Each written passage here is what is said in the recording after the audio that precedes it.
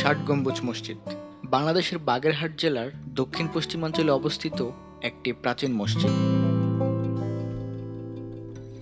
মসজিদের গায়ে কোনো শিলালিপি না থাকায় মসজিদটি কবে কখন নির্মাণ হয়েছিল সেটা সম্পর্কে সঠিক তথ্য জানা যায় না।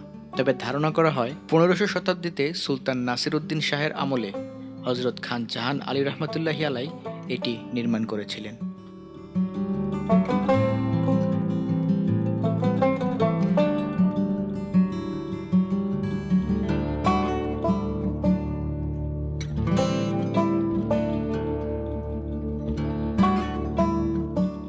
হযরত খান জাহান আলী রহমতুল্লাহ আলাই 1418 খ্রিস্টাব্দে যশোরের বারোবাজারে অবস্থান নিয়ে বাংলাদেশের দক্ষিণ পশ্চিমাঞ্চলে ইসলাম প্রচার ও প্রসারের কাজ শুরু করেন। তিনি সুন্দরবনের কুলগেশে খিলাফতাবাদ রাজ্য প্রতিষ্ঠা করেন।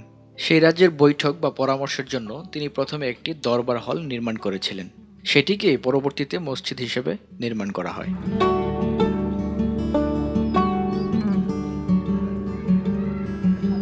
ধারণা করা হয় এটি বহু বছর ও বহু অর্থ খরচ করে নির্মাণ করা হয়েছিল। এই মসজিদে ব্যবহৃত পাথরগুলো আনা হয়েছিল অতীতের সুবা বাংলার রাজধানী রাজমহল থেকে। মসজিদটির উত্তর দক্ষিণে বাহিরের দিকে প্রায় 160 ফিট ও ভিতরে 143 ফিট লম্বা এবং পূর্ব পশ্চিমে বাহিরের দিকে 104 ফিট ও ভিতরের দিকে 88 ফুট চওড়া। এর নাম ষাট গম্বুজ মসজিদ হলেও এর মধ্যে গম্বুজ রয়েছে 81টি। কাদের বিবর্তনে লোকমুখে ষাট গম্বুজ বলতে বলতেই এর নাম ষাট গম্বুজ মসজিদ হিসেবেই পরিচিতি পায়।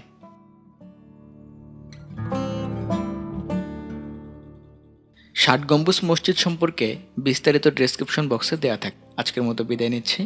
আল্লাহ হাফেজ।